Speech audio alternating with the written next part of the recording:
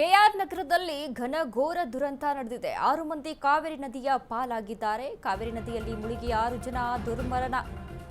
K R ನಗರದಲ್ಲಿ ಘನಘೋರ ದುರಂತ. 6 ಮಂದಿ ಕಾವೇರಿ ನದಿಯ ಪಾಲಾಗಿದ್ದಾರೆ. ಕಾವೇರಿ ನದಿಯಲ್ಲಿ ಮುಳುಗಿ 6 ಜನ ದುರ್ಮರಣ ಹೊಂದಿದ್ದಾರೆ. ಕೆಆರ್ ನಗರದ ಆರ್ಕೇಶ್ವರ ದೇಗುಲದ ಬಳಿ ನಡೆದಿರುವಂತಹ ಘಟನೆ ಇದು. ಮೈಸೂರು ಜಿಲ್ಲೆ ಕೆಆರ್ ನಗರದ ಆರ್ಕೇಶ್ವರ ದೇಗುಲ.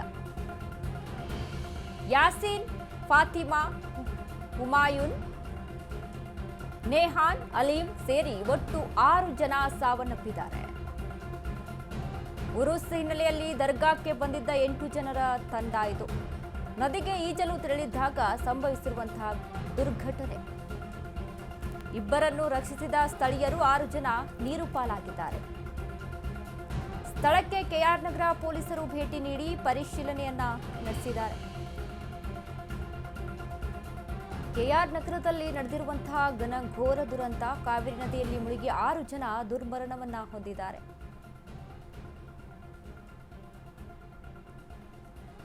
ಬೇಸಿಗೆ ಸಮಯ, ಜನ ನದಿಗೆ ಅಂತ ತೆರಳಿರ್ತಾರೆ. ಇನ್ನು ಅದರ ಜೊತೆಗೆ ಉರುಸಿರುವಂತಹ ವಿಚಾರಕ್ಕೆ ಸಂಬಂಧಪಟ್ಟಂತೆ 6 ಜನರು 8 ಜನರು ಒಟ್ಟಾರೆಯಾಗಿರುವಂಥದ್ದು. ಅದರಲ್ಲಿ ಇಬ್ಬರನ್ನ ಬಚಾವ್ ಮಾಡುವಂಥ ಕೆಲಸವನ್ನ ಮಾಡಿದ್ದಾರೆ ಅಲ್ಲಿದ್ದಂಥ ಜನ. ಆದರೆ 6 ಜನ ಮಾತ್ರ ಮುಳುಗಿ ಸಾವನ್ನಪ್ಪಿದ್ದಾರೆ. 6 ಜನಗಳನ್ನ ನೇಹಾನ್, ಅಲೀಂ ಸೇರಿ ಒಟ್ಟಾರೆಯಾಗಿ 6 ಜನರು. ಉರುಸ್ ಹಿನ್ನೆಲೆಯಲ್ಲಿ ದರ್ಗಾಕ್ಕೆ ಬಂದಂತಹ 8 ಜನ ಒಟ್ಟಾರೆಯಾಗಿ, ಅದರಲ್ಲಿ 6 ಜನ ನದಿ ಪಾಲಾಗಿದ್ದಾರೆ. ತುಂಬಾ ಕೇರ್ಫುಲ್ ಆಗಿರಬೇಕಾಗುತ್ತೆ. ಕೆಲವೊಂದು ಸ್ಥಳಗಳಲ್ಲಿ ಈ ರೀತಿಯಾಗಿ ನದಿ ಸ್ನಾನಕ್ಕೆ ಅಂತ ಹೋದಂಥ ಸಂದರ್ಭದಲ್ಲಿ ಆಗಿರ್ಬೋದು, ಅಥವಾ ಬೇರೆಡೆ ಎಲ್ಲೆಡೆ ಕೂಡ ಪ್ರವಾಸಿ ತಾಣಗಳಿಗೆ ಹೋಗಿರ್ತಾರೆ, ನದಿ ಕೆರೆ ಹಳ್ಳಗಳಲ್ಲಿ ಈಜೋಕೆ ಅಂತ ಹೋಗಿರ್ತಾರೆ. ಅಂಥ ಸಂದರ್ಭದಲ್ಲಿ ಈ ರೀತಿಯಾದಂಥ ಘಟನೆಗಳು ಸುಮಾರು ನೋಡಿದ್ದೀವಿ. ಈ ಹಿಂದೆ ಸಹಿತ ಹೆಚ್ಚಾಗಿ ಮಳೆ ಆಗ್ತಾ ಇದ್ದಂಥ ಸಂದರ್ಭದಲ್ಲಿ ಈ ಥರದ ಘಟನೆಗಳು ಸಂಭವಿಸ್ತಾ ಇತ್ತು. ಬಟ್ ಈ ಒಂದು ಉರು ಬಿಸಿಲಿನಲ್ಲೂ ಇಂಥ ಸಿಚುವೇಶನ್ನಲ್ಲೂ ಕೂಡ ಅಲ್ಲಿ ನದಿಯಲ್ಲಿ ಅಷ್ಟರ ಮಟ್ಟಿಗೆ ಆಳ ಇತ್ತಾ, ಅಷ್ಟರ ಮಟ್ಟಿಗೆ ನೀರು ಹರಿತಾ ಇತ್ತಾ, ಯಾವ ರೀತಿಯಾದಂಥ ಸಿಚುವೇಶನ್ ಇತ್ತು? ಯಾವುದೋ ಒಂದು ನದಿ ಇದೆ ಅಂದ ತಕ್ಷಣ ಅಲ್ಲಿ ಹಾರ್ಬಿಡೋದಲ್ಲ, ಅದನ್ನು ಅಲ್ಲಿ ವಿಚಾರಿಸ್ಬೇಕಾಗುತ್ತೆ ಯಾವ ರೀತಿಯಾಗಿರುತ್ತೆ, ಕೇರ್ಫುಲ್ ಆಗಿ ಅಲ್ಲಿ. ಯಾಕಂದರೆ ಒಂದ್ಸತಿ ಪ್ರಾಣ ಹೋದರೆ ಯಾರು ಸಹಿತ ಅದನ್ನು ತಂದುಕೊಡೋದಕ್ಕೆ ಅಲ್ಲಿ ಸಾಧ್ಯ ಆಗಲ್ಲ. ಸೊ ಹಾಗಾಗಿ ಒಂದಿಷ್ಟು ಮುನ್ನೆಚ್ಚರಿಕೆ ಕ್ರಮಗಳನ್ನು ತೆಗೆದುಕೊಳ್ಬೇಕಾಗುತ್ತೆ. ಒಟ್ಟಾರೆಯಾಗಿ 8 ಜನ ಹೋಗಿರ್ತಾರೆ ಉರಿಸಿರುವಂತಹ ಕಾರಣದಿಂದಾಗಿ. 8 ಜನರಲ್ಲಿ ಇಬ್ಬರನ್ನ ರಕ್ಷಿಸುವಂತಹ ಕೆಲಸ ಮಾಡಿದ್ದಾರೆ ಅಲ್ಲಿರುವಂತಹ ಜನ.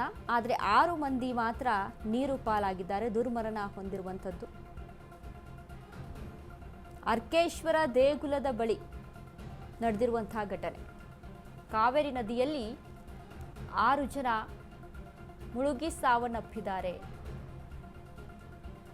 ಗಮನಿಸ್ತಾ ಇದ್ದೀವಿ ನಾವು, ನದಿಯಲ್ಲಿ ಯಾವ ರೀತಿಯಾಗಿ ತುಂಬ ಆಳ ಇತ್ತಾ, ಅಥವಾ ಹೆಚ್ಚಿನದಾಗಿ ನೀರು ಹರಿತಾ ಇತ್ತಾ, ಅಥವಾ ಏನಾಯಿತು ಅಲ್ಲಿ? ಪೊಲೀಸರು ಸಹಿತ ಇದ್ರ ಬಗ್ಗೆ ಪರಿಶೀಲನೆಯನ್ನು ನಡೆಸಿದ್ರು. ಸೊ ಈ ರೀತಿಯಾದಂಥ ಸಿಚುವೇಶನಲ್ಲಿ ಆಗಿರುವಂಥದ್ದು. ಸದ್ಯಕ್ಕೆ ಮಾತ್ರ ಇಬ್ಬರನ್ನ ಬಚಾವ್ ಮಾಡುವಂಥ ಕೆಲಸ ಆಗಿದೆ. 6 ಜನ ಮಾತ್ರ ನೀರು ಪಾಲಾಗಿದ್ದಾರೆ, ದುರ್ಮರಣವನ್ನು ಹೊಂದಿರುವಂಥದ್ದು. ಆದಷ್ಟು ಎಚ್ಚರಿಕೆಯಿಂದ ಇರಬೇಕು ಇಂಥ ಸಂದರ್ಭದಲ್ಲಿ.